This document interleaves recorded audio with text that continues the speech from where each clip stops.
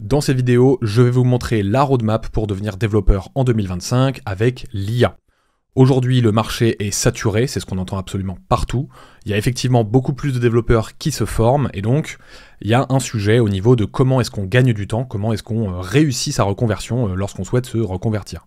Et donc, c'est pour ça que cette vidéo, à qui est-ce qu'elle est destinée? C'est pour toutes les personnes qui souhaitent apprendre vraiment la programmation. Quand je dis vraiment, c'est parce que, on en reparlera juste après, mais il y a beaucoup de syndrome de l'imposteur qui traînent avec les formations un peu trop rapides. Et donc, plus globalement, c'est pour les personnes qui souhaitent devenir développeurs et changer de carrière. Pourquoi est-ce que du coup, cette roadmap, est-ce que je vous la propose? C'est parce que, globalement, toutes les personnes en fait à qui je parle, qui sortent de bootcamp ou de formations comme Open Classroom qui manquent un peu d'approfondissement sur les bases de la programmation et qui vous font tout de suite sauter sur des frameworks et utiliser tout un tas de choses que vous ne maîtrisez pas, même pas vraiment, ça crée un syndrome de l'imposteur. Vous marchez sur des œufs en permanence, ça se sent que vous n'êtes pas à l'aise avec ce que vous faites, ce que vous devez faire, et donc je vous laisse imaginer, vous êtes encore moins à l'aise avec l'idée de prendre poste et d'aller travailler. Donc voilà un petit peu pourquoi est-ce que je fais cette vidéo. Ok, alors globalement, quelle est la mission, pourquoi cette roadmap, à quoi est-ce qu'elle sert? La mission globale, on l'a dit, c'est devenir développeur avec l'IA en 2025. Il n'y a pas que le fait de devenir développeur qui est intéressant. Devenir développeur, apprendre la programmation, ça peut aussi permettre de booster sa carrière. Donc typiquement, je pense aux chefs de projet IT, aux DevOps, aux sysadmins, qui font un peu de... Il y a un aspect programmatique. Les data engineers, les développeurs IA, etc. Bon, développeur IA, c'est concrètement du développement, mais dans l'idée, apprendre la programmation, c'est quelque chose qui permet de vraiment transformer sa carrière, de booster sa carrière aujourd'hui. Donc, ça touche un peu à toutes ces aspirations, toutes ces ambitions-là. Comment est-ce que, du coup, ça se concrétise? C'est un seul et unique objectif, c'est celui de ne pas perdre de temps. Pourquoi? Parce qu'il y a énormément de juniors aujourd'hui qui se forment, il y a énormément de bootcamps qui vous proposent en 3-4 mois de vous former sur 20 technologies différentes. J'abuse un peu quand je dis ça, mais si vous êtes sur cette vidéo, vous voyez de quoi je parle. Et donc, le problème, c'est qu'il y a une énorme inflation, il y a une énorme concurrence à l'entrée du marché. Et donc, l'idée, là, c'est aujourd'hui de ne pas perdre de temps dans le temps qui nous est alloué pour se former. Le plus on apprend, le plus on se démarque. Donc, l'objectif, c'est vraiment ne pas perdre de temps. Donc forcément, l'autodidaxie a ses limites, avec sa lenteur inhérente. On est forcément plus lent pour apprendre quand on est tout seul que si on a une formation ou même un formateur dédié. Et puis avec l'IA, je vous laisse deviner que ça n'arrange rien. L'IA est venue chambouler le marché, est venue tout accélérer. Donc forcément, ça n'aide pas. Tout ce que je vais vous montrer là, du coup, cette immense roadmap qu'on va devoir regarder ensemble, je vais tout vous détailler, je vais vous expliquer mon raisonnement et comment j'axe ma pédagogie. Donc forcément, cette roadmap, ce serait un peu étonnant que ce ne soit pas le cas, mais elle est quasiment indexée au total sur le programme Java Core que je propose. Forcément, ce serait un peu bizarre que je conseille quelque chose à mes étudiants, mais que ici, je vous donne une autre version. Donc voilà, c'est normal. Et d'ailleurs, j'en profite, si vous souhaitez vous former, que vous voulez vous reconvertir et changer de carrière, n'hésitez pas à prendre un appel avec moi qui est totalement gratuit. Il y a le lien dans la description. On fera ensemble un bilan professionnel, on verra comment je peux vous aider et pourquoi pas travailler ensemble si vous avez vraiment envie de vous lancer dans le développement. La formule est très simple, c'est un accès à une formation unique et ultra travaillée qui n'est disponible nulle part ailleurs, à laquelle on va combiner un accompagnement personnalisé au quotidien, y compris bien sûr si vous travaillez déjà la journée, donc c'est au format court du soir, et qui va totalement à votre rythme, bien sûr. Donc l'objectif, c'est de vous faire gagner un temps précieux, du coup, de vous faire réussir votre reconversion en vous faisant gagner ce temps précieux par rapport aux autres parcours qu'on peut trouver sur Internet. Donc n'hésitez pas, si ça vous intéresse, le lien est dans la description et l'appel est totalement gratuit. Alors, qu'est-ce qu'on a au programme? Alors, on a une très grande roadmap à voir et on distingue très rapidement qu'il y a donc deux étapes principales ici et là, et qu'il y en a une qui est beaucoup plus rapide que l'autre. On va voir pourquoi est-ce que la première est la plus importante, pourquoi c'est celle que vraiment je recommande à 2000%, enfin je recommande l'entièreté à 2000%. Le truc c'est que la deuxième étape, c'est vous êtes déjà sur les rails en théorie grâce à la première, donc voilà pourquoi la première est beaucoup plus dense et pourquoi on va beaucoup plus en parler ensemble. Alors, concrètement, la première étape, sur les deux, ça va être d'apprendre à parler et à comprendre la machine. On verra un petit peu qu'est-ce que ça veut dire. La deuxième étape du coup, ce sera la spécialisation. Une fois qu'on a appris à parler à la machine, une fois qu'on sait programmer, on se spécialise. Web, IA, crypto, système embarqué, qu'importe. vous vous spécialisez dans le domaine qui vous fait plaisir. Et accessoirement, la première étape vous permet de naviguer entre ces spécialisations, parce qu'on va voir que c'est apprendre la programmation en général. Donc, pour cette première étape, alors déjà, pourquoi est-ce qu'on a besoin de comprendre, pourquoi est-ce qu'on a besoin d'apprendre à comprendre les machines? Eh bien déjà parce que on est face à des appareils binaires, les fameux 0 et 1 absolument partout, même si ça ne se voit pas à l'écran, même si là vous ne voyez pas des 0 et des 1 devant vous, ils sont partout, ils sont sur votre écran, ils sont absolument partout, c'est quelque chose d'inhérent, d'omniprésent, et c'est lié au cœur de vos appareils, donc tout simplement les CPU, les processeurs de vos appareils, qui fonctionnent avec des 0 et des 1, et en fait toute cette logique physique se répercute dans la logique logicielle quand vous allez programmer. Donc, l'impact de ça, c'est que une machine, un appareil binaire a sa propre manière de fonctionner. Ça ne pense pas comme un humain, ça va pas faire des efforts comme un humain. Et c'est pour ça qu'on distingue clairement les langages de programmation des langages humains. Même s'il y a le même mot, langage et langage, il y a une notion d'adaptation qui n'est pas du tout la même. Un humain, c'est son principal point positif, c'est l'adaptabilité. Donc même si vous apprenez en 3-4 mois l'anglais et que vous connaissez pas tous les mots qu'il faut connaître, vous allez à Londres par exemple, vous parlez en anglais, les humains en face de vous vont essayer de vous comprendre. Même si vous conjuguez mal un verbe, mauvais temps, etc., il va essayer de vous comprendre, il va vous poser des questions, il va essayer de faire en sorte que la relation, l'échange soit productif. La machine, c'est à sens unique. C'est soit elle vous comprend, soit elle vous comprend pas. Et on verra d'ailleurs qu'il y a certains de ces langages de programmation qui n'arrangent rien, parce que il y a des langages de programmation qui, en plus de ça, viennent rigidifier ce sens unique, qui passe de 100% à même à 200%.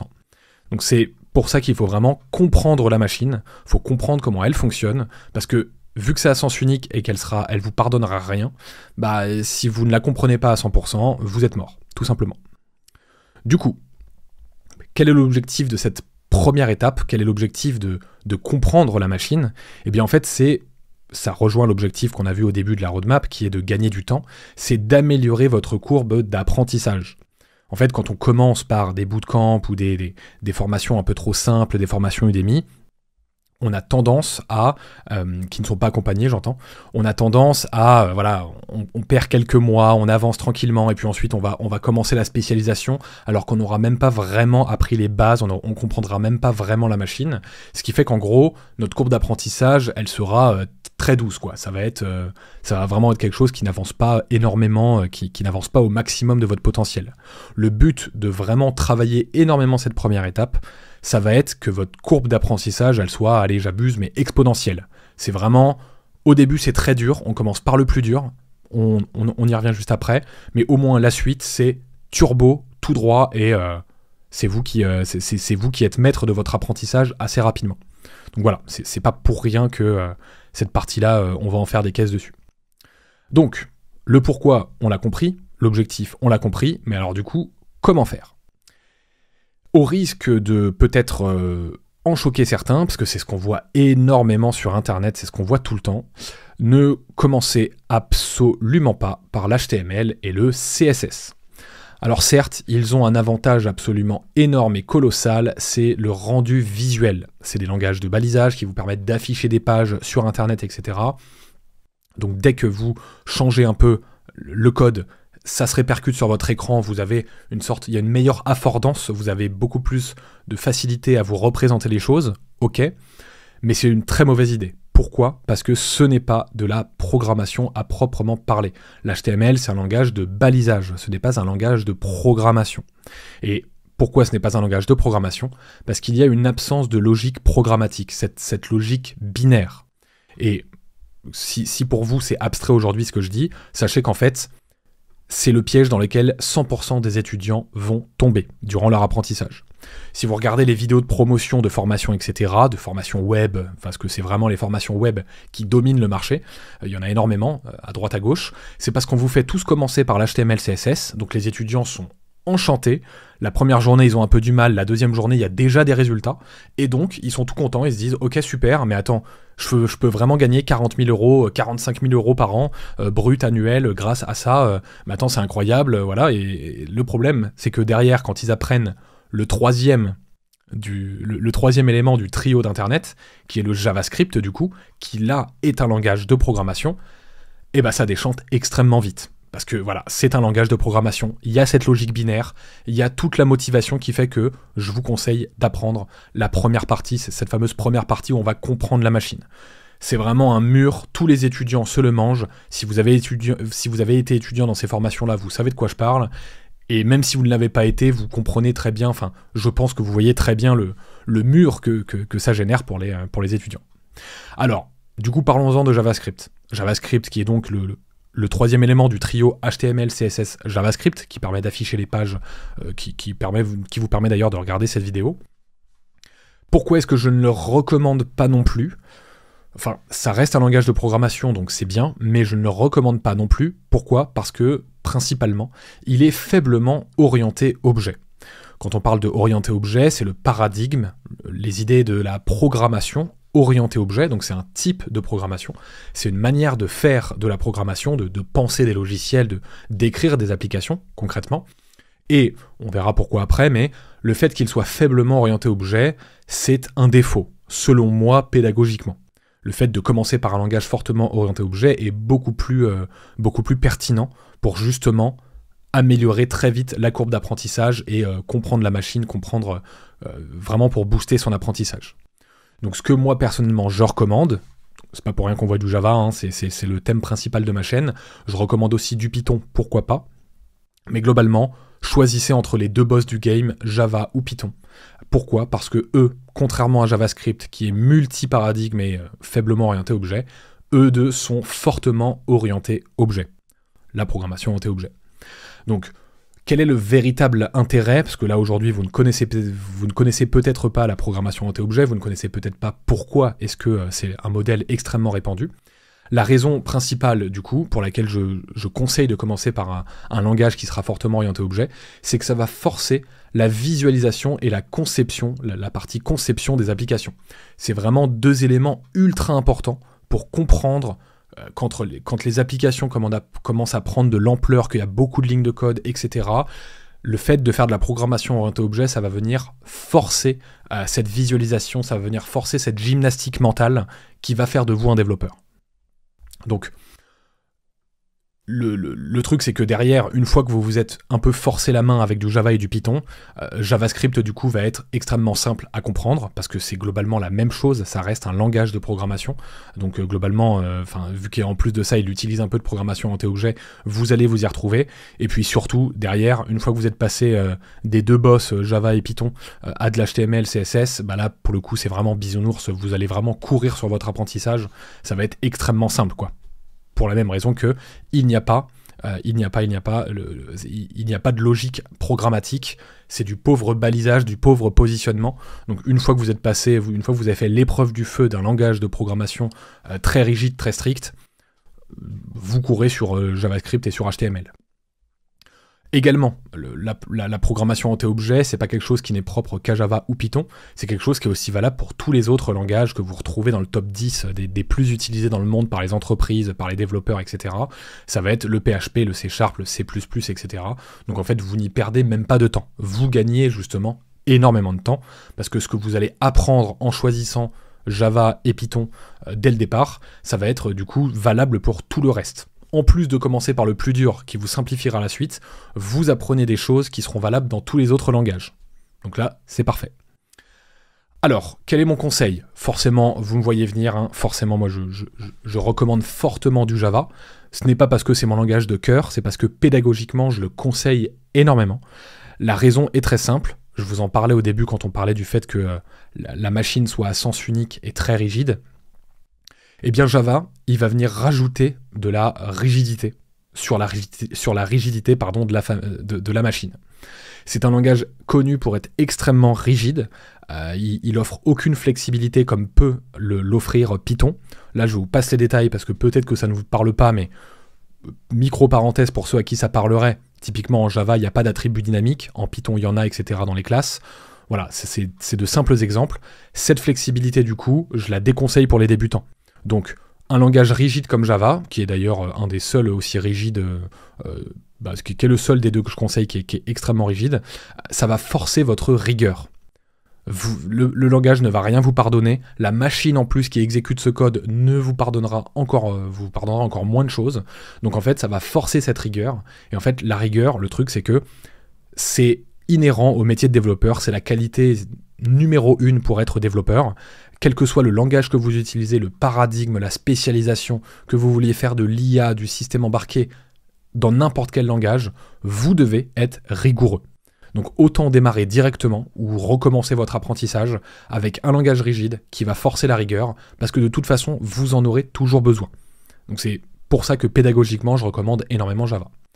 Également, pour allier l'utile à l'agréable, Java, c'est un langage qui est beaucoup moins saturé de junior que les autres langages. Pourquoi ? Parce que justement, une formation Java, c'est pas vendeur. La plupart des formations Java ne sont pas vendeurs, à cause du fait que ce soit plus compliqué que le reste à apprendre. Entre gros guillemets. Si vous avez une formation, là forcément c'est petit instant pub, mais si vous avez une formation qui a bien été pensée, qui n'est pas juste là pour vous dire bonne chance, et qui vraiment vous êtes guidé avec des exercices qui avancent à droite à gauche, difficultés variées, reprise de contexte, enfin voilà, si vous tombez sur une bonne formation Java, c'est pas forcément plus compliqué que le reste. C'est ce qu'on adore dire, c'est ce que les juniors disent. En vérité, c'est pas du tout le cas. Et donc, à la sortie, vu que c'est moins saturé parce que tout le monde se forme sur HTML, CSS, React en front-end, Python, PHP, bah du coup, en Java, il y a beaucoup plus de places disponibles pour les juniors. Ce qui, dans le marché actuel, n'est pas un mal, hein, on va pas se le mentir. Ok, donc voilà pourquoi moi je recommande personnellement d'utiliser Java. Alors, mettons qu'on ait choisi Java. Voilà, c'est un peu l'idée de cette roadmap, hein, c'est de continuer sur Java. Ce que je vais vous montrer là est valable aussi sur Python. Mais globalement, je vais utiliser pas mal de mots-clés propres à Java, donc au pire des cas, il faudra faire quelques micro-différences avec Python. Mais bon, mettons que là, on ait choisi Java, quelle est la suite ? Eh bien la suite, ça va être du coup 3 étapes principales. En premier, on a la programmation impérative. On va voir ce que c'est après. En deuxième, on a la fameuse programmation orientée objet. Et en troisième, on va avoir la programmation avancée. C'est les 3 étapes dans l'ordre. L'ordre est ultra important. D'abord la première, puis la deuxième, puis la troisième. On verra ensemble pourquoi est-ce que c'est ultra important de bien respecter l'ordre. Alors, la programmation impérative. Concrètement, en Java, on peut la résumer en 4 concepts, qu'on est juste à droite, que vous devez absolument maîtriser. Là, je ne parle pas d'apprendre, je ne parle pas de comprendre, je parle de maîtriser. Ces 4 concepts relativement simples en vérité, ça paraît beaucoup, mais en vérité c'est relativement simple, c'est beaucoup de par cœur, il faut absolument le maîtriser, ne passez pas à la suite, ne passez pas à la seconde étape avec la programmation orientée objet, si vous n'avez pas maîtrisé ces 4 concepts.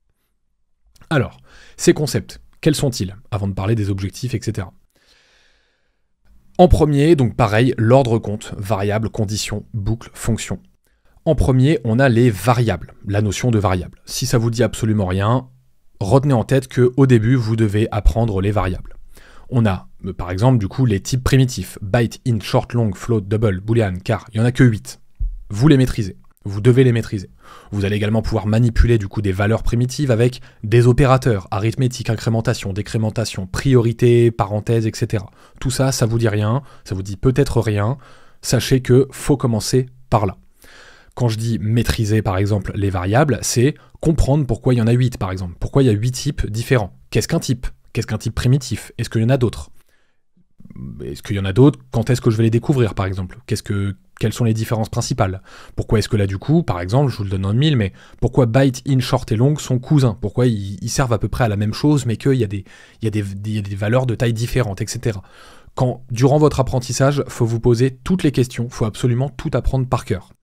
Quand je dis par cœur, j'abuse un peu, mais vous avez compris l'idée. Il n'y a pas beaucoup d'informations à connaître, donc allez-y, soyez incollables. En deuxième, on va avoir les conditions. Donc là, pareil, si ça vous dit rien, vous le découvrirez assez vite, ça permet de prendre des décisions dans le code et de créer des chemins d'exécution différents. Il y a tous les mots-clés ici. Le if, le else if, le else, les switch, les case, les opérateurs de comparaison, de logique, qui vont vous permettre de faire des if et des switch intéressants. On a également la portée des variables. Pourquoi ? Parce que on a la présence d'accolades, qui vont être avec les if et les switch, donc les variables, vous allez voir que il y a une collision entre le premier point et le deuxième qui peut se faire. Donc c'est pour ça qu'on voit les variables et ensuite les conditions, c'est parce qu'on va réutiliser les variables dans la partie condition. Et cette partie condition, on va également l'utiliser dans la partie boucle. C'est pour ça qu'il faut faire la première, puis la deuxième, puis la troisième. Tout simplement parce que les boucles reposent sur les conditions pour fonctionner. Pour ceux qui connaissent déjà, une boucle fonctionne, va itérer tant que la condition est vraie, tant que sa condition est vraie. Donc concrètement, si on ne connaît pas les conditions, on ne peut pas faire de boucle. Donc pour apprendre les boucles, il faut découvrir le concept, la notion d'itération. Qu'est-ce que c'est pour une machine? À quoi est-ce que ça sert? Quand est-ce que c'est utile? Etc. On va découvrir différents types de boucles du coup, for, while, do while, for each. Voilà, c'est toutes les formes de boucles. À quoi est-ce que ça sert? Pourquoi? Voilà, faut se poser toutes les questions qui permettent de comprendre tous les mots-clés de ces 4 parties. Je sais que j'insiste beaucoup là-dessus, mais il y a énormément d'étudiants, de débutants qui sous-estiment cette partie-là, et c'est une grosse erreur. Alors, en dernier, qu'est-ce qu'on a? On a les fonctions, qu'on appelle aussi des méthodes en Java, et du coup, ça, c'est un peu plus séparé des 3 premières parties, mais vu que c'est de la structuration, globalement, il faut le voir en dernier, c'est plus simple, parce que sinon, ça va vous embrouiller la tête. Donc, dans les fonctions, qu'est-ce qu'on a? On a la notion d'appel de fonction, parce que ce sont des sous-programmes, entre guillemets. Il faut voir à quoi ça correspond. On va avoir la notion d'input, avec les paramètres, les arguments qu'on injecte dans une fonction. On a l'output, parce que la fonction qui est un sous-programme peut nous renvoyer des résultats. Tout ça, pareil, vous devez être incollable. Donc voilà pour les 4 premières parties, les 4 premiers chapitres, les 4 concepts que vous devez absolument maîtriser. Ne passez pas à la suite si ce n'est pas le cas. Alors comment est-ce qu'on fait? Comment est-ce qu'on fait pour maîtriser tout ça? Eh bien dans l'idée, déjà, l'objectif c'est d'être incollable. Je le répète, vraiment c'est... tous les étudiants à qui je parle ne maîtrisent pas ces 4 points-là. Ils ont des doutes, ils sont pas sûrs. En général, c'est quand une personne a fait plus d'1 an d'alternance que là, elle est vraiment au clair avec. Mais tous les étudiants sont perdus là-dessus, ne connaissent pas les détails, ce qui fait que pour la suite, c'est d'autant plus compliqué. Alors, pour apprendre tout ça, comment on fait? Eh bien, on y va étape par étape. Comme je vous ai dit, numéro 1, variable, numéro 2, condition, numéro 3, boucle, numéro 4, fonction. Ok. Comment est-ce qu'on s'y prend? Au niveau des nouvelles notions. Donc par exemple, vous n'avez jamais entendu parler des variables, comment ça se passe? Comment est-ce que vous faites? C'est quoi la magie pour apprendre tout ça? Eh bien, vous allez commencer par de la théorie. Ensuite, vous ferez de la pratique et après des exercices. Et oui, je distingue bien la pratique des exercices. Concrètement, la théorie, ça va être la partie où vous voulez comprendre le concept qui se cache autour des variables. Qu'est-ce qu'une variable? À quoi est-ce que ça sert dans un programme? Quand est-ce que c'est utilisé? Pourquoi c'est utilisé? Quelles sont les manières de les utiliser? Quelles sont les limites? Quels sont les bugs possibles? Voilà, vous apprenez le concept, l'idée globale. Ensuite, en pratique, du coup, je le distingue bien des exercices parce que la pratique, pour moi, c'est le moment où vous recopiez le code d'un formateur, par exemple, ou que vous recopiez le code d'un tutoriel, et donc vous vous habituez à écrire, à manipuler cette syntaxe informatique, à écrire vos premières lignes de code avec ces nouvelles notions. Les exercices, c'est seulement après ces 2 étapes-là. Vous avez compris, plus ou moins avec la théorie, le concept au global, et avec la pratique, vous avez déjà fait vos premières erreurs de syntaxe, vous vous êtes déjà confronté à cette logique informatique pour cette nouvelle notion. Derrière, en exercice, le but, c'est pas qu'il y ait de friction parce que vous avez oublié comment ça fonctionnait ou comment est-ce qu'on écrit cette nouvelle notion dans le code. Le but, c'est vraiment juste de répondre à un besoin. L'exercice doit vous stimuler au niveau de comment utiliser cette notion que vous avez appris à écrire durant la pratique et que vous avez essayé de comprendre durant la théorie. Voilà, il y a vraiment une différence entre pratiquer une notion et l'exercer, le fait de l'appliquer au bon moment dans un exercice. Donc, au niveau de l'IA, quand est-ce qu'elle va venir vous aider? Pour la théorie, abusez de l'IA. Allez-y, abusez. Faut que vous utilisez ChatGPT, Claude, n'importe, Gemini, il y en a plein disponibles sur le marché. Même les versions gratuites sont très performantes. Vous lui demandez, vous lui posez toutes les questions. Par exemple, pour les variables, vous avez le type primitif. Vous allez abuser des questions. Parle-moi, en Java, de tous les types primitifs. Qu'est-ce qu'une variable primitive? Vous précisez toujours les mots que vous connaissez, que vous avez devant vous. Donc, qu'est-ce qu'une variable primitive en Java? Quels sont les différents types primitifs en Java? Quelles sont leurs différences? Explique-moi ce que je ne sais pas encore. Et vous précisez toujours le type primitif variable en Java. Le but, c'est que vous tiriez de ces IA qui sont des banques de données énormes, de la documentation en masse, que vous tiriez toutes les informations liées à la nouvelle notion que vous voulez apprendre. Donc voilà, dans cette partie-là, n'hésitez pas à abuser des IA. Pareil pendant la pratique. Vous n'êtes pas en train d'exercer, vous êtes en train d'apprendre à utiliser une nouvelle notion. Donc abusez de l'IA, faites-lui écrire du code, faites-lui expliquer Pourquoi est-ce que ce code fonctionne? Pourquoi ce code ne fonctionne pas? Quelles sont vos erreurs de syntaxe, etc. Abusez de l'IA. Vous n'êtes pas encore en train de vous exercer. Vous êtes en train d'apprendre à utiliser une nouvelle notion et vous la retranscrire avec du code informatique. En dernier du coup, pour les exercices par contre, interdiction d'utiliser l'IA. Le seul moment où vous avez le droit d'utiliser l'IA, c'est lorsque vous avez répondu à l'exercice. Donc voilà, vous devez faire un truc, vous avez réussi à faire ce truc, vous pouvez demander à l'IA comment est-ce que j'aurais pu faire mieux, comment est-ce qu'il y a des variantes existantes, etc. Là, vous pouvez utiliser ça comme une documentation. Mais au global, j'inscris que vous ne devez pas l'utiliser parce que voilà, il y a trop de triche possible, faut pas tomber dans le panneau, donc principalement, n'utilisez pas l'IA pendant les exercices, sauf pour les exercices que vous avez réussi à résoudre. Et pourquoi est-ce que je vous mets une flamme ici? C'est parce que quand je parle d'exercices, faites énormément d'exercices. Il y a plein de PDF qui traînent sur Internet, il y a plein de cours d'université qui traînent avec plein de TP, etc. Abusez des exercices. À titre d'information, dans mon programme Java Core, pour ces 4 premiers concepts, il y a plus de 70 exercices. Difficulté variable, voilà, des contextes qui changent, des fois la demande est quasiment similaire à l'exercice précédent, mais avec une petite différence pour ajouter de nouvelles notions, etc. Le but, c'est vraiment que, et je pense même que ça va augmenter, là actuellement il y en a 70, mais je pense que je vais monter à plus de 100, parce que il faut absolument que, avant de passer à l'étape 2, les élèves aient mangé et remangé des exercices pour avoir appliqué ces 4 concepts-là, pour avoir fait le tour, pour avoir... voilà, faut vraiment en manger. C'est la partie ultra importante, c'est le cœur de l'apprentissage de la programmation, donc c'est vraiment le moment où faut y aller. Ces 4 concepts-là, faut qu'il n'ait plus aucun secret pour vous, d'où l'objectif d'être du coup incollable. Ok, alors, ce qu'il faut se dire aussi, c'est que toutes ces parties-là, faut mettre un énorme effort dessus, ça vise l'avenir. Pourquoi? Parce que d'autant plus que, on l'a vu pour la programmation orientée objet, c'était valable, où est-ce que c'était? C'était valable du coup ici, dans les autres langages très connus dans le monde. Là, les 4 concepts dont je vous parle, c'est d'autant plus répandu dans le monde. Pourquoi? Parce que la programmation orientée objet, c'est un paradigme en particulier, et on a déjà vu que JavaScript était faiblement, donc il l'utilise un peu moins, contrairement à Java et à Python. Mais alors là, les 4 sujets ici, les variables, les conditions, les boucles et les fonctions, c'est systématique, c'est dans tous les langages de programmation, même ceux qui n'ont pas du tout de programmation orientée objet. C'est systématique. Donc le fait de l'apprendre, en fait, vous apprenez à comprendre cette machine. C'est pour ça que je vous parle de l'étape 1, qui est de comprendre la machine. C'est vous apprenez à programmer une machine. Même si vous passez sur un langage qui est déjà beaucoup moins friendly comme l'assembleur, il y a ces logiques-là. Ce sera différent, la syntaxe est différente, la manière d'écrire le code est différente, mais ce sera cette logique-là. Donc, une fois qu'on a fait ça, une fois qu'on s'est mangé énormément de théorie, de pratique et d'exercice, bon globalement ça c'est le framework que je vous conseille de toujours utiliser en programmation, quel que soit le langage ou la technologie que vous essayez d'apprendre. Par exemple, pour la programmation orientée objet qu'on va voir juste après, vous ferez pareil. Pour la spécialisation, vous ferez pareil. On défriche toujours bien les choses.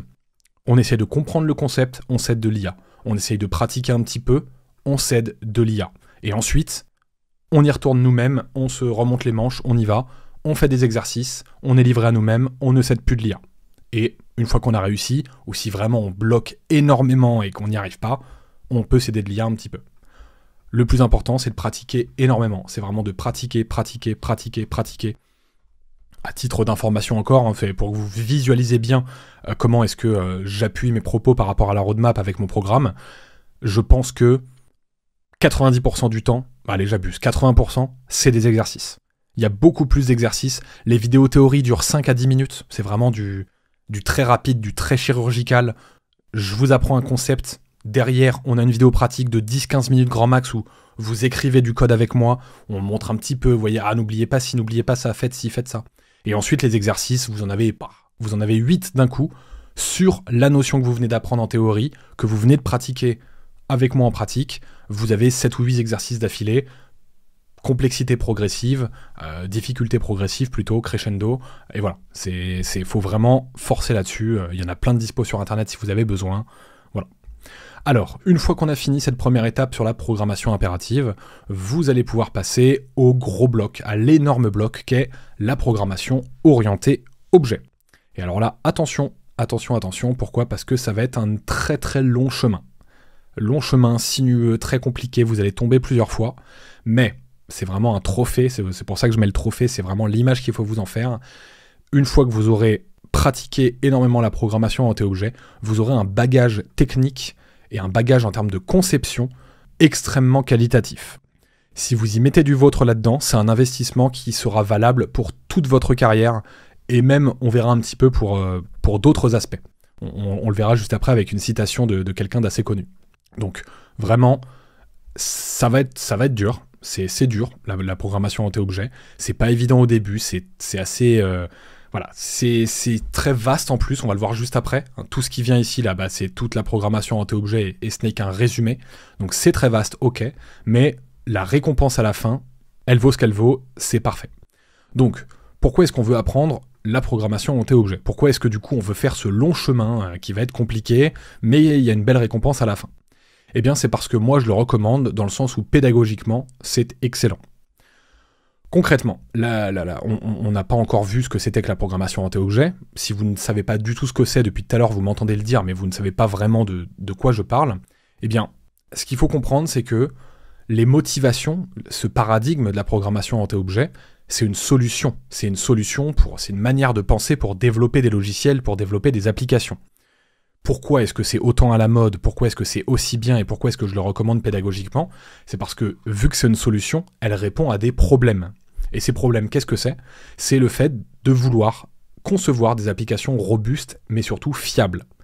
Donc c'est des applications qui vont tenir sur le long terme, qui vont répondre à énormément d'utilisateurs, qui vont vous permettre de construire un projet, de transcrire, de décrire, d'implémenter un projet, de concrétiser, voilà, c'est le mot que je cherchais, de concrétiser un projet avec une application qui sera robuste et fiable. Et surtout, en fait, vu qu'une application, en fait, elle passe son temps à être améliorée, c'est ce qu'on appelle le cycle de vie des applications. C'est pas parce que vous avez fini de coder que le travail est terminé.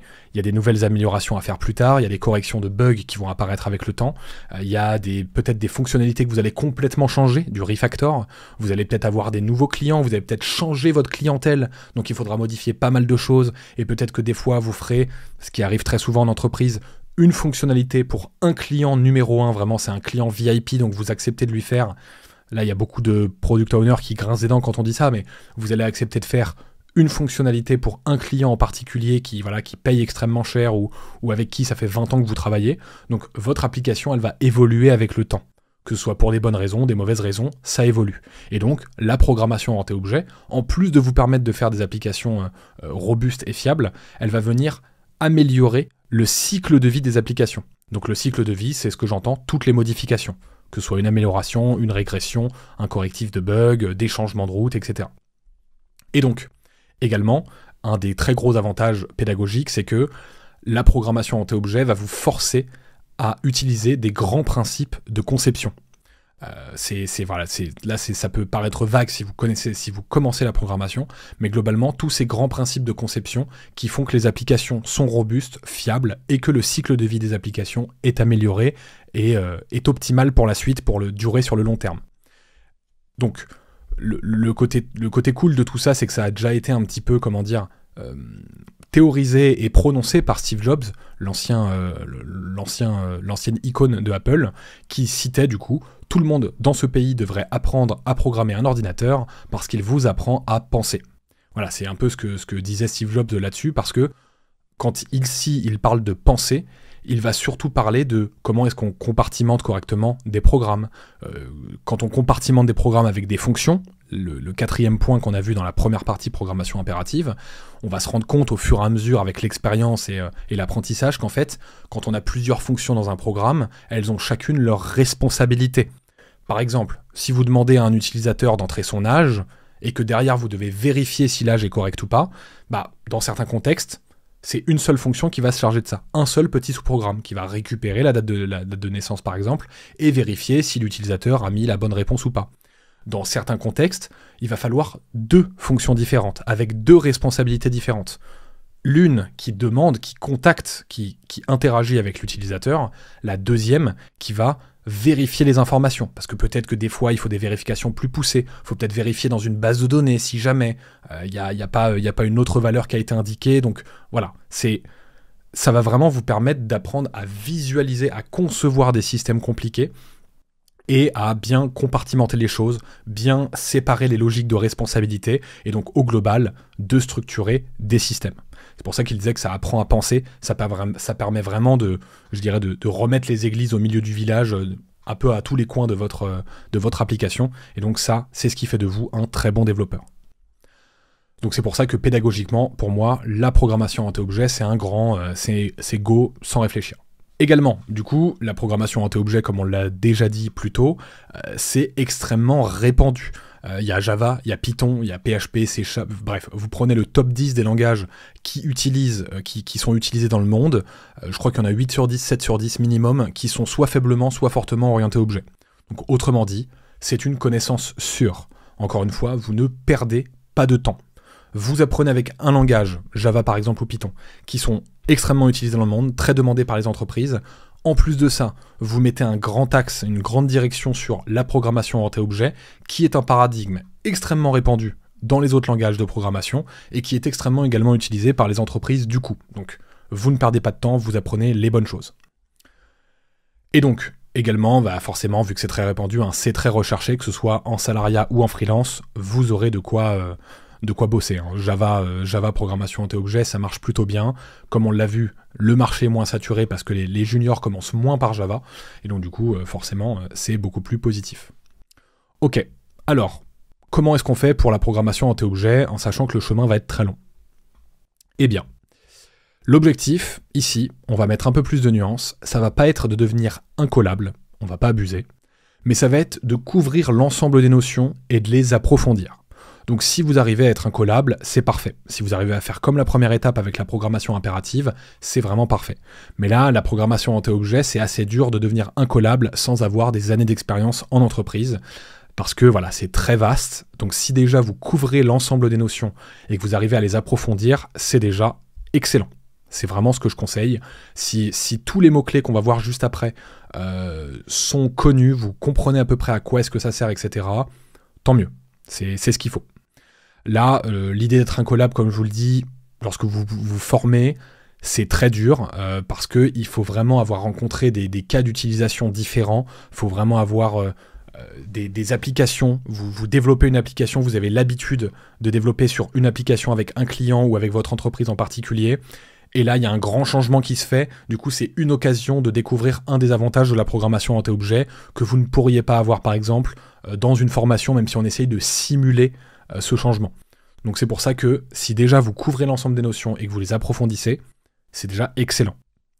Donc, également, j'avais oublié ça, mais second petit coup de pub, vu qu'il y a beaucoup de mots-clés à apprendre, qu'on va voir juste après, écoutez, n'hésitez pas, j'ai fait un guide justement gratuit en Java, le Java Core Master Guide. C'est le guide qui est disponible gratuitement en PDF ou au format papier sur Amazon, qui va contenir 270 définitions, plus de 270 définitions liées à Java, à la programmation orientée-objet et au monde de la programmation en général. Vous avez les différents concepts, etc. qui traînent là-dedans. Il y a plus de 135 pages, n'hésitez pas, le lien est dans la description. Si vous préférez le format papier, c'est dispo sur Internet, et tous mes étudiants qui rejoignent le programme reçoivent leur version personnelle dans leur boîte aux lettres. Ça va avec la formation. Alors, au niveau, du coup, de toutes les notions qu'on est censé voir. Là, il y a du monde effectivement, ça va être quelque chose, mais vous allez voir que c'est pas non plus extrêmement vaste. Il y a beaucoup de choses, oui, mais ça va pas non plus être, vous n'allez pas apprendre un dictionnaire complet, quoi. Donc, qu'est-ce qu'on a ? Et déjà, au début, faut peut-être essayer de comprendre ce que c'est que la programmation orientée-objet. Là, je vous ai résumé rapidement ce que c'était, super. Vite fait, on a vu en très rapide qu'est-ce que c'était que ces avantages, mais globalement, ces avantages, ils sont représentés par les 4 grands piliers de la programmation orientée-objet, que sont l'abstraction, l'encapsulation, l'héritage et le polymorphisme. Donc ça, c'est des piliers que vous allez découvrir au fur et à mesure de toutes les notions que vous avez en dessous. Donc l'ordre n'est pas forcément exhaustif, mais dans l'idée, ça peut être pas trop mal. Vous remarquez que ça calque beaucoup la playlist Apprendre Java que j'ai fait juste sur YouTube. Du coup, c'est pas pour rien que je l'ai fait dans cet ordre-là. Même si c'était il y a 4 ans, c'était déjà un peu là. C'est ce que je faisais déjà avec tous mes élèves en programmation Java, que ce soit avec mes étudiants Java Core ou quand j'étais lead développeur, que je formais des stagiaires, des alternants, ou même les personnes qui rentraient en CDI, ou quand j'étais mentor sur Open Classroom. C'est toujours un petit peu la direction que je donnais, parce que c'est quelque chose qui a très bien fonctionné durant des années. Donc voilà, c'est pour ça que ça prend cette forme-là. Donc la programmation en T-objet, renseignez-vous dessus, voyez un petit peu avec les IA comment ça marche, pourquoi, quand est-ce que c'est utilisé, des exemples concrets, quelles applications l'utilisent, quelles sont ses limites, quand est-ce qu'on a envie d'utiliser la programmation en T-objet, quand est-ce qu'on n'a pas envie de l'utiliser. Par exemple, il faut toujours voir les avantages et les inconvénients. Et donc, tout ça, c'est dirigé avec 4 grands piliers qu'on vient de voir, et donc ces 4 grands piliers, ils s'appliquent dans tous les mots-clés qu'on a en dessous. Alors, parmi ces piliers, il y en a certains qui font peur, comme le polymorphisme, ça c'est la bête noire des étudiants. Vous allez voir qu'en fait, ce n'est pas si compliqué. Forcément, quand on marche sur des œufs, qu'on ne comprend pas toutes les notions, c'est pour ça que je vous dis de couvrir l'ensemble des notions et de les approfondir, le polymorphisme fait peur. Mais en vérité, vous allez voir que pour un développeur senior, le polymorphisme, c'est le plus simple. Alors, il y a l'héritage qui est très simple aussi, ça les étudiants en général le comprennent assez vite, mais le polymorphisme, c'est le plus simple. Le plus délicat, on va dire, c'est l'abstraction. Parce que l'abstraction, voilà, c'est abstrait. Il y a pas mal de principes à respecter, il ne faut pas se tromper, il faut créer des pyramides abstraites d'héritage plutôt bien construites, etc. C'est là où on peut le plus se tromper. Donc voilà. Ces 4 piliers, de toute façon, essayez dans un premier temps de comprendre théoriquement ce que c'est. Ce que va vous sortir les IA, vous n'allez pas les comprendre au début parce que c'est normal, vous ne savez pas ce que c'est, vous n'avez pas encore pratiqué dessus, mais vous devez les maîtriser à la fin de votre apprentissage de la programmation en T-objet. Il faut au moins les comprendre et qu'en entretien d'embauche, quand on vous pose une question, vous soyez capable de montrer que vous les maîtrisez. Du coup, pour la suite, c'est là qu'il faut couvrir tout ça, il va falloir couvrir tous ces petits mots-clés.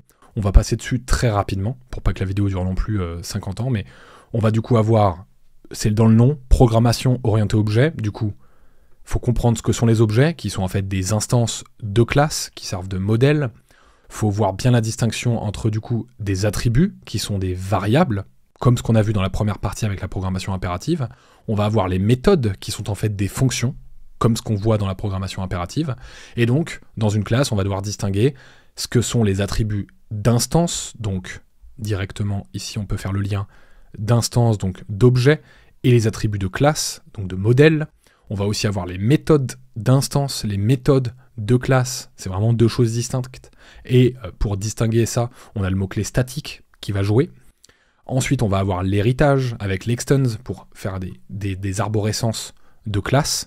Donc c'est encore une fois, c'est dans le bon ordre, hein, c'est vous voyez d'abord les objets et les classes, ensuite vous voyez l'héritage, sinon ça va être compliqué. Mais dans l'héritage, ça se complique un peu parce qu'il y a la notion de classe abstraite. Donc là, on commence avec le mot-clé abstract et quand il y a abstrait dans le nom, c'est qu'en général, ça va être un peu compliqué. Et du coup, en Java, il y a une particularité par rapport au Python, c'est qu'on a des interfaces qui ressemblent beaucoup à de l'héritage, mais qui en fait est plutôt de la programmation par contrat. Donc là, voilà, on se rend compte qu'on commence à mettre le doigt dans l'engrenage et que du coup, avec des classes abstraites et des interfaces, il faut faire de la redéfinition, de l'overriding, comme on dit, comme on met l'arrobase en Java, la notation @override. Là, on commence à mettre le doigt dans l'engrenage. Tout ça, c'est de la pure conception.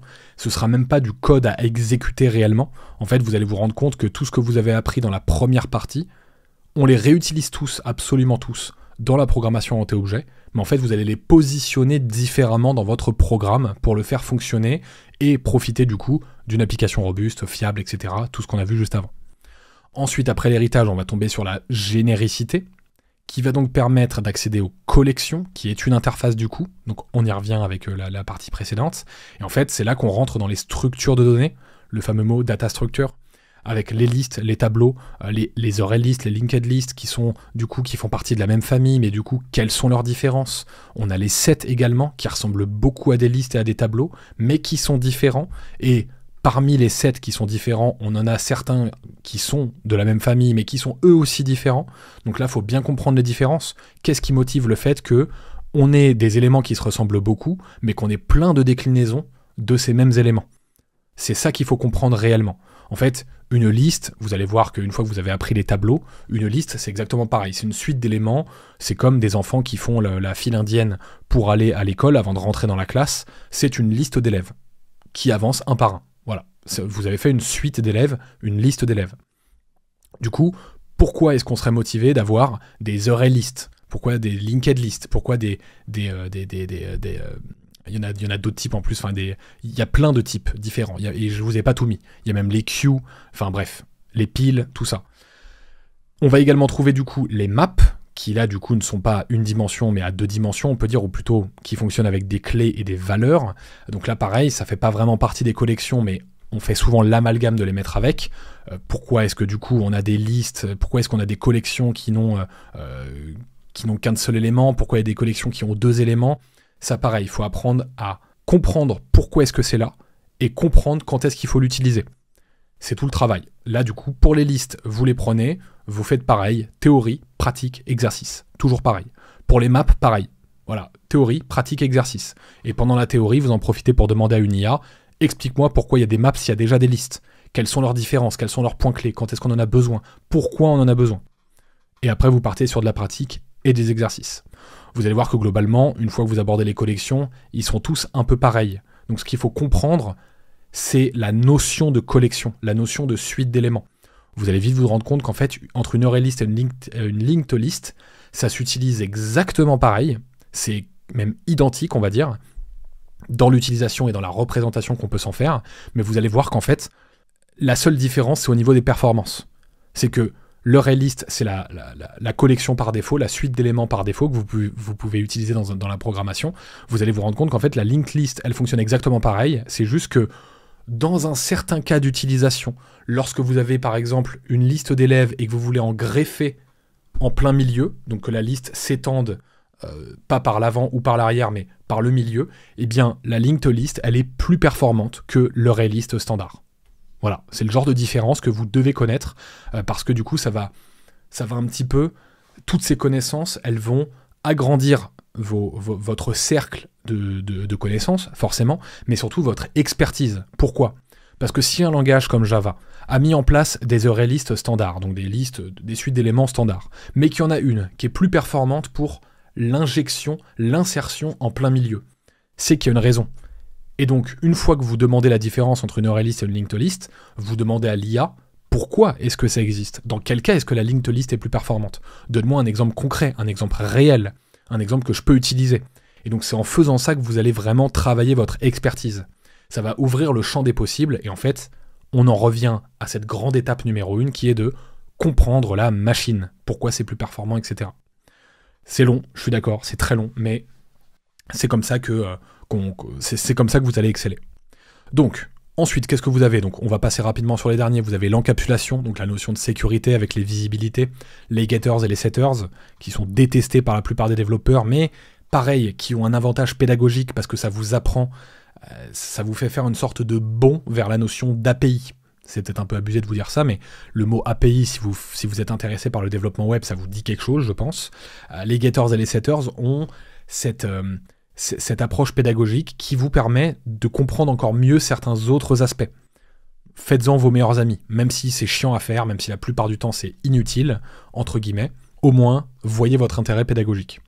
On aura ensuite les énumérations pour structurer des choix, on aura les exceptions pour la gestion des erreurs, et on va d'ailleurs distinguer donc en Java les exceptions des erreurs, c'est juste que la famille est généralement appelée des exceptions, mais en fait la vraie grande famille c'est ce qu'on appelle les throwables, à l'intérieur on a les exceptions et les erreurs. Si ça vous intéresse, n'hésitez pas, hein. Sur YouTube j'ai du contenu là-dessus. Et donc du coup vous aurez les 3 mots-clés pour gérer ça, le try, le catch, le finally. On peut également mettre le try with resources, bref, faut apprendre à gérer les erreurs. En dernier vous avez la gestion des fichiers. Du coup, le fait de lire un fichier, le fait d'écrire dans un fichier, le fait d'exécuter un fichier. Et en fait, cette partie-là va être extrêmement intéressante, même si elle doit arriver en théorie en dernier, parce qu'il faut maîtriser le reste avant d'arriver là. C'est qu'en fait, vous allez apprendre la notion de format de données. Ce que vous allez écrire dans un fichier pour le réutiliser derrière dans votre application, vous n'allez pas l'écrire n'importe comment. Il faut l'écrire d'une certaine manière à ce que, quand vous allez récupérer le contenu du fichier, quand vous redémarrez votre application par exemple, il faut être capable de comprendre ce que vous aviez mis à l'intérieur. Et ça n'y paraît pas, mais c'est pas si simple. C'est pour ça qu'on parle de format de données. Et en fait, au global, en jouant un petit peu avec les fichiers, ça va vous apprendre un petit peu, avec les formats de données, à comprendre la notion de persistance des données. Donc le fait de sauvegarder durablement des données pour que du coup, vous puissiez les réutiliser même si votre ordinateur ou si votre serveur informatique tombe en panne. À l'instar de la RAM, de la mémoire vive, qui se vide entièrement dès lors que vous éteignez l'ordinateur. Et donc, cette notion de persistance, qu'est-ce qui est bien, c'est que sans même en avoir touché, sans même les avoir manipulés, vous avez un accès direct aux bases de données. Parce qu'en fait, cette notion de persistance, de sauvegarder dans un fichier, de réutiliser les données que vous avez stockées dans ce fichier au redémarrage de l'application, etc. Tout ça, c'est le même concept que lorsqu'on utilise des bases de données. C'est juste qu'en utilisant une base de données, ça va être une interface différente, quoi. C'est pas un fichier auquel vous accédez, c'est une base de données à laquelle vous demandez des données. Le truc, c'est qu'en fait, le concept est exactement le même, les réflexions sont les mêmes, les bonnes pratiques sont les mêmes, entre guillemets. Donc, le fait d'apprendre du Java et d'apprendre à manipuler des fichiers, ça vous permet de rester focus en programmation orientée-objet, en Java, mais de prévoir l'avenir, en fait, de vous préparer à la suite de votre apprentissage quand vous allez vous spécialiser, qui vous demandera d'utiliser des bases de données. Encore une fois, vous gagnez énormément de temps. Du coup, mon conseil là-dessus, parce que la liste est quand même très longue, il y a beaucoup de mots que j'ai utilisés que vous n'avez pas forcément dû comprendre si vous n'y connaissez rien, c'est normal du coup, j'ai essayé de faire très succinct et d'adapter un petit peu pour les gens qui en ont déjà vu un petit peu, pour qu'ils puissent faire le lien et qu'ils puissent accrocher. Ce que moi je conseille pour ce point-là, c'est de trust the process. Faites confiance au process d'apprentissage. Théorie, pratique, exercice.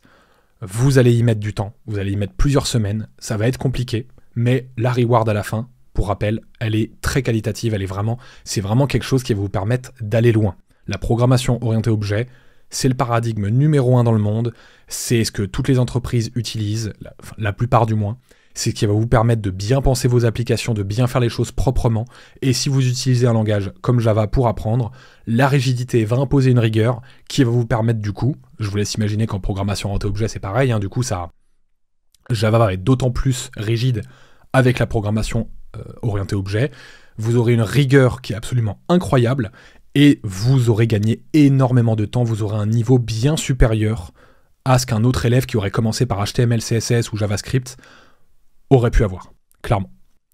Du coup, n'oubliez pas, vous faites confiance au process, mais n'oubliez pas l'assistance de l'IA pendant la théorie, pendant la pratique et après que vous ayez réussi les exercices.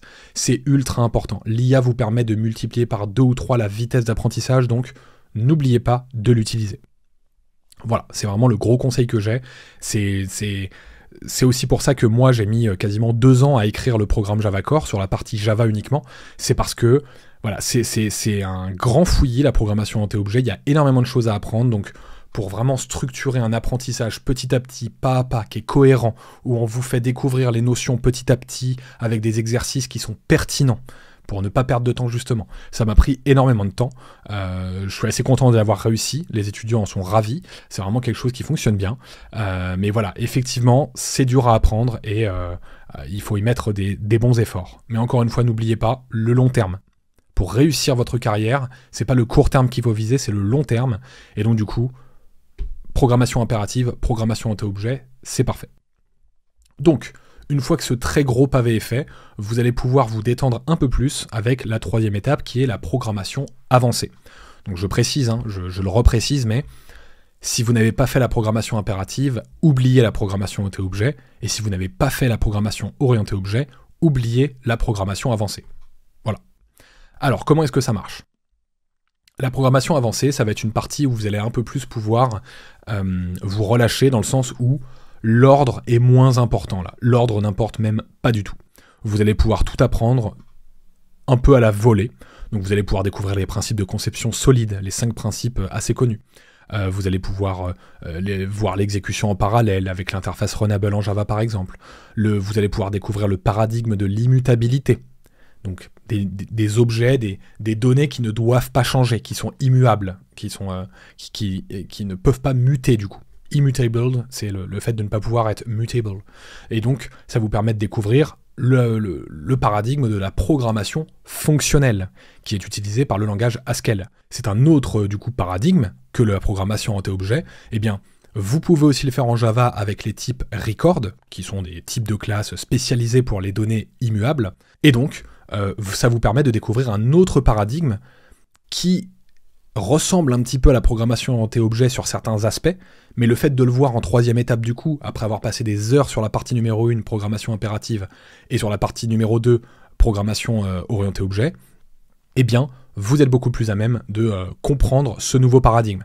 Vous avez capitalisé pendant des heures et des heures, donc là maintenant, vous capitalisez sur ce nouveau paradigme qui vous permettra d'augmenter un petit peu votre capital connaissance, d'augmenter un petit peu votre manière de voir les choses, de vous dire qu'il y a tel type d'application qui ne peut fonctionner qu'avec de la programmation fonctionnelle parce que ça s'accorde extrêmement bien avec ce type de concept.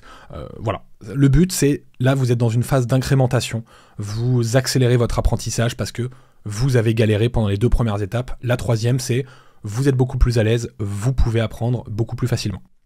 Donc ensuite, vous avez tout ce qui est gestion de la mémoire, comment est-ce que Java, lorsqu'il s'exécute, va gérer les objets, va gérer les ressources qu'il met à disposition dans la machine, comment est-ce que par exemple les chaînes de caractères, tous les textes, etc., le string pool fonctionnent.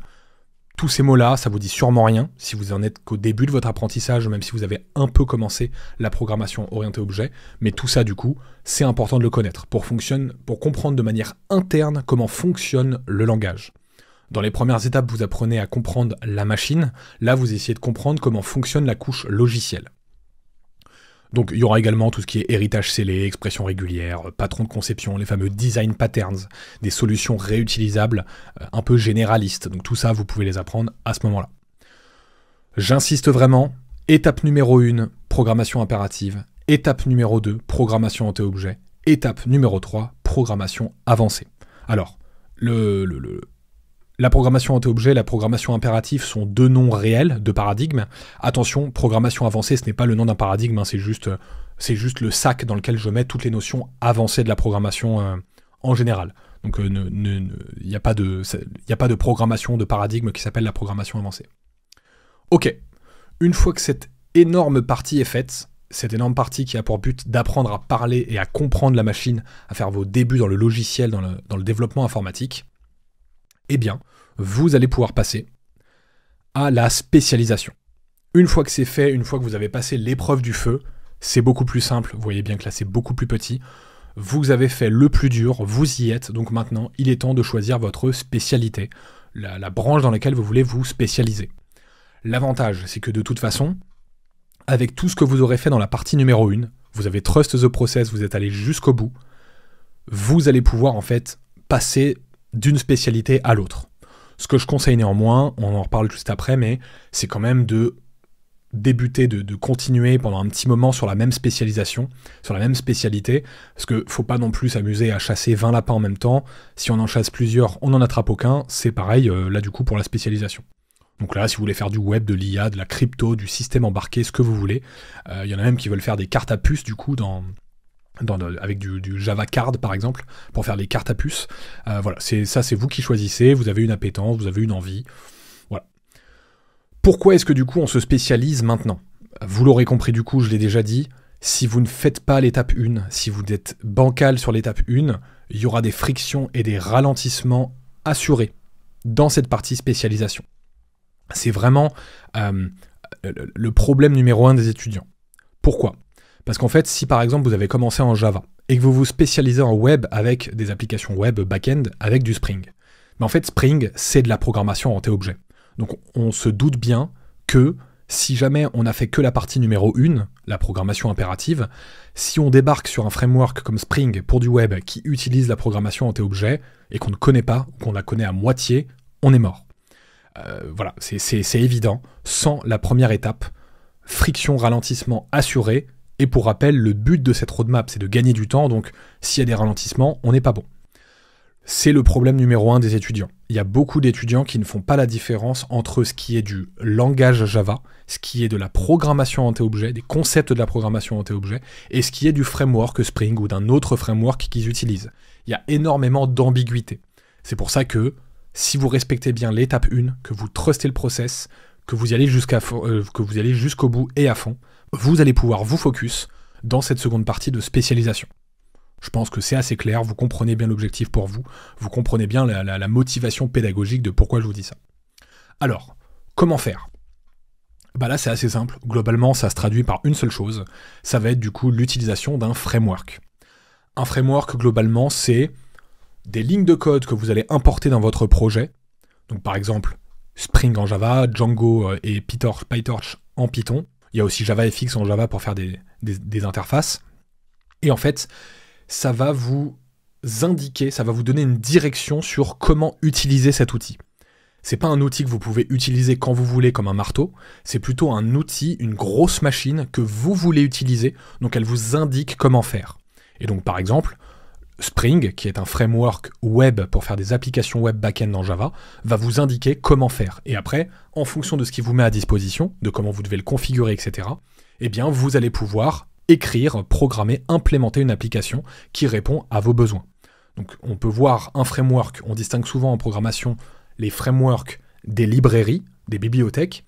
Une bibliothèque, l'analogie, c'est un peu un livre que vous prenez, comme ce qu'il y a derrière, un petit peu un livre que vous prenez et que vous allez pouvoir feuilleter comme vous voulez et vous allez prendre ce que vous voulez à l'intérieur. Un framework, c'est vraiment un cadre, un framework, bon j'ai un mauvais accent, mais un cadre de travail qui va vous indiquer, si tu veux faire ça, il faut faire ça de telle manière. Il y a bien sûr une partie où vous faites un peu ce que vous voulez, mais le gros de la logique est imposé par ce programme, par ce logiciel, par cet outil. Donc, vous avez du Spring en Java pour faire du web, vous avez son équivalent en Python qui est Django pour faire du web également, c'est vraiment les deux, c'est la même chose, c'est exactement la même chose. Et du coup, si vous voulez faire de l'IA, par exemple, vous avez du PyTorch, voilà, je vous laisse chercher. Si vous avez choisi Java, vous pouvez regarder les différents frameworks, pareil, demandez à l'IA de vous conseiller là-dessus, de vous indiquer tout ce qui existe, ce qui est extrêmement utilisé. Là, je vous ai vraiment mis 3 mastodontes du monde. Spring, Django, PyTorch, là, il y a zéro faute. Vous êtes sûr d'utiliser quelque chose qui est ultra répandu. Et donc, ce que moi, je conseille là-dessus, donc je précise bien sûr avant mes conseils, la méthodologie est toujours la même. Là, vous aurez passé l'épreuve du feu, donc vous serez capable, vous serez déjà beaucoup plus à l'aise avec le code. La courbe d'apprentissage, elle va prendre un petit coup elle va prendre un petit coup là en vrai de rythme parce que c'est une nouvelle difficulté qui va vous faire sortir de votre zone de confort. Donc ça va un petit peu ralentir, mais c'est normal. Ça va remonter après et vous allez avoir tous les fruits de votre travail de l'étape numéro 1 avec les 3 étapes programmation impérative, orienté objet et avancé. Donc même méthodologie, vous aurez l'habitude de toute façon. Théorie, pratique, exercice. Il y aura beaucoup de théories dans les frameworks parce qu'il faut apprendre à connaître ces frameworks. Vu qu'ils vous imposent une manière de faire, vous devez comprendre pourquoi ils vous imposent les choses. Donc il y aura peut-être un peu plus de théorie là à ce moment-là que par rapport à la première étape, par rapport à l'étape de comprendre la machine. Là, ça va être du coup, faut apprendre à maîtriser un système, faut apprendre à comprendre pourquoi ce système veut faire les choses de cette manière, comment est-ce que les développeurs qui l'ont implémenté pour vous le mettre à disposition, pour que vous puissiez travailler, comment est-ce qu'ils ont pensé les choses. Vous allez voir que des fois, c'est vraiment selon le développeur qui a codé une fonctionnalité dans son coin, qu'il y a une fonctionnalité qui fonctionnera de cette manière par rapport aux autres. C'est vraiment parce que voilà, c'est l'ADN, c'est les développeurs de ce projet ont décidé que, donc c'est pour ça qu'il y a une petite différence entre Spring et Django.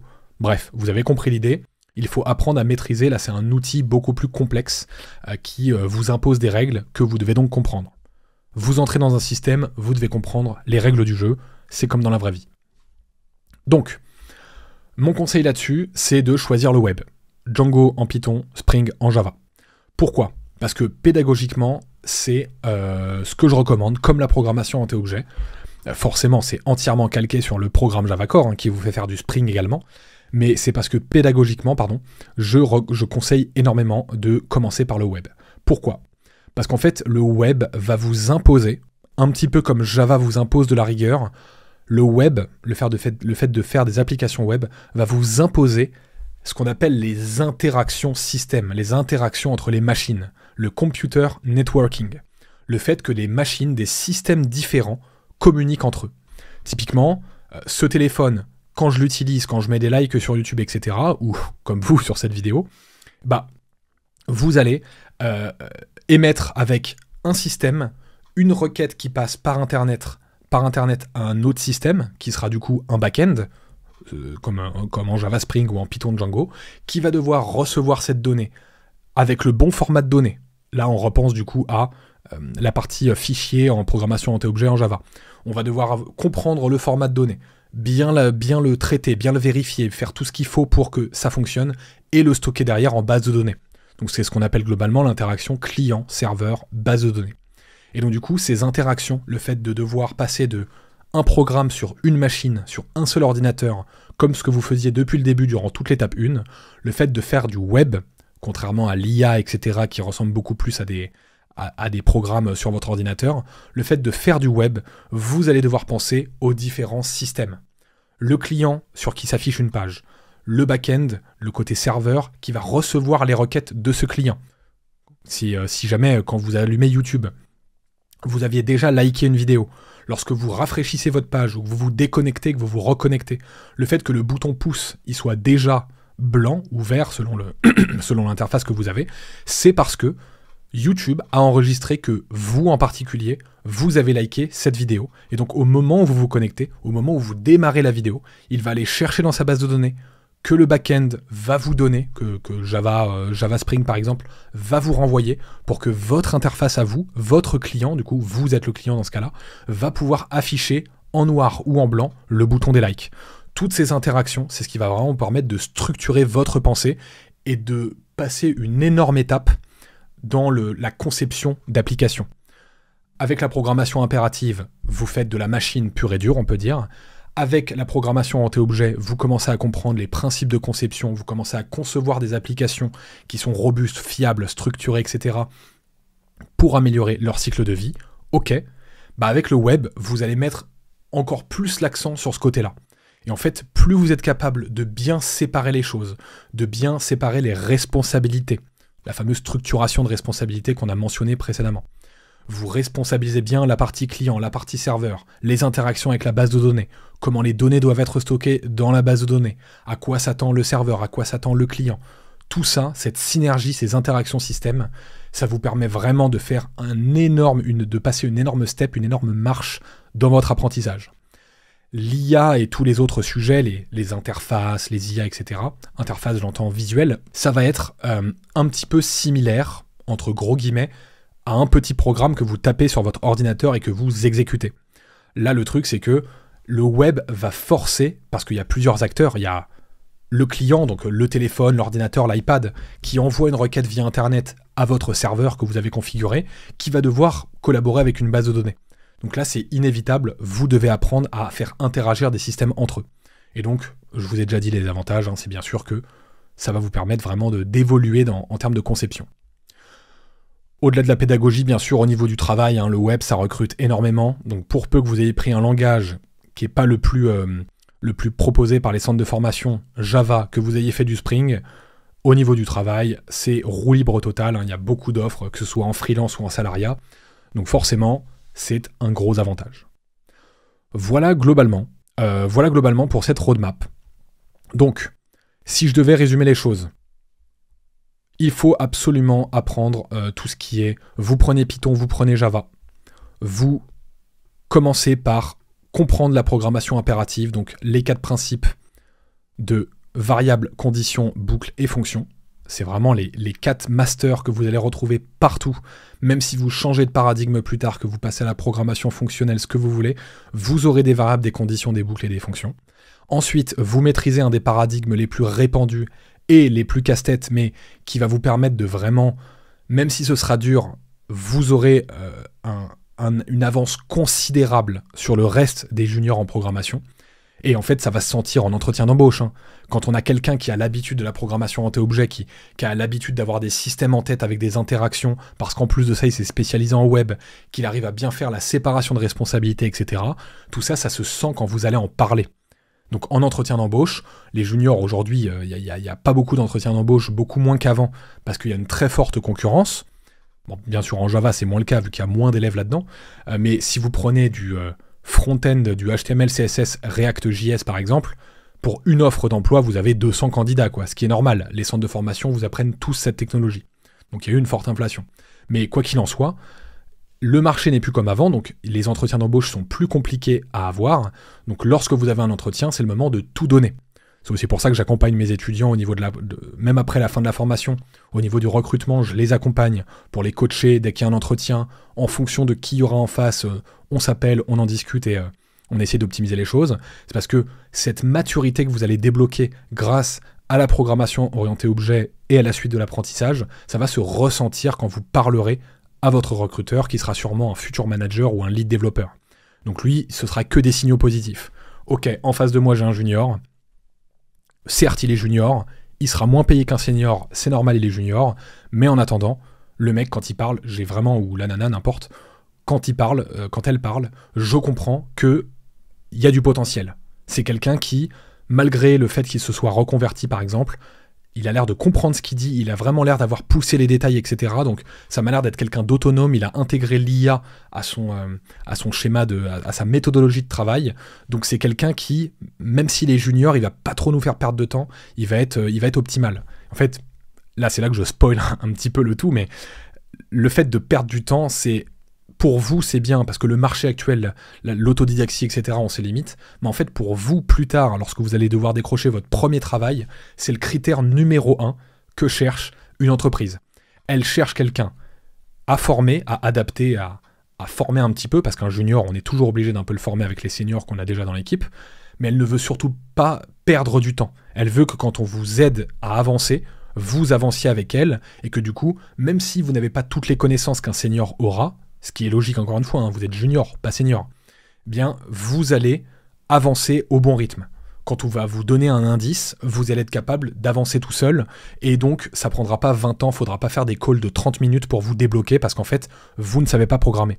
C'est tout le but, en fait, c'est là que c'est pas le serpent qui se mord la queue, parce que justement c'est ultra positif, c'est là vous voyez bien la boucle logique de cette roadmap que je vous ai montrée, c'est qu'en fait, pour vous, vous n'allez pas perdre de temps, mais également ça enverra des signaux ultra positifs aux recruteurs. C'est pour ça que je vous conseille vraiment de cravacher sur la programmation orientée objet, même si ça va être un long chemin, la reward à la fin, la récompense à la fin est ultra intéressante. Et donc, où est-ce que j'en étais avant de parler de ça ? Donc ouais, c'est vraiment, vous passez par la programmation impérative, comme ça vous apprenez la programmation en général, vous vous spécialisez en programmation orientée objet, parce que de toute façon, on a vu les avantages pédagogiques, et pour le travail, pour trouver du travail, c'est très bien, et à la fin, vous apprenez, vous avez fait énormément d'efforts, vous apprenez le reste, les notions plus avancées, mais de manière beaucoup plus détendue, parce que vous aurez déjà passé l'épreuve du feu. À la fin, du coup, après tout ça, après cette première étape, vous vous spécialisez. Et ce que moi je recommande, c'est de commencer par le web pour les fameuses interactions système qui vont vous permettre de passer une étape dans votre apprentissage, qui vont vous permettre de mieux comprendre tous les systèmes, de mieux visualiser les applications globales, d'être dans la matrice un petit peu. Hein. C'est comme quand Neo comprend la matrice à la fin et qui devient super puissant. C'est parce qu'en fait, il a une idée claire de ce qui se passe. Et avec le web, c'est extrêmement bien. C'est ce qui est d'ailleurs recommandé. Hein. J'ai un de mes élèves, un de mes étudiants Java Core qui m'a envoyé ça aujourd'hui avant que je tourne la vidéo. Le computer networking, c'est quelque chose qui est extrêmement recommandé parce que ça aide vraiment à concevoir les choses, à se représenter les choses, ce qui est ultra important. Donc voilà pour cette roadmap. N'oubliez pas l'objectif, hein. Des fois c'est compliqué, des fois on est fatigué, des fois on perd espoir. N'oubliez pas l'objectif, c'est de devenir développeur, de changer de carrière ou de booster votre carrière si jamais vous voulez être autre chose ou un chef de projet IT++, parce que du coup vous comprenez ce que vos devs vous racontent, etc. N'oubliez pas, l'objectif c'est de ne pas perdre de temps que en trust, si on trust le process, vous allez dépasser les gens qui sont en autodidactie, etc. Enfin, vous allez être mieux formé. Donc voilà, utilisez l'IA à votre avantage. Et encore une fois, hein, si jamais vous voulez booster, vous voulez vous propulser votre carrière, vous lancer, que vous avez envie d'y aller, n'hésitez pas. Toute cette roadmap, c'est un peu la direction, c'est totalement même la direction que j'utilise dans mon programme Java Core. On a déjà des étudiants qui sont là, qui en profitent. Donc n'hésitez pas à nous rejoindre. Prenez votre appel, on en parle ensemble. Et let's go. Allez, bon courage à tous.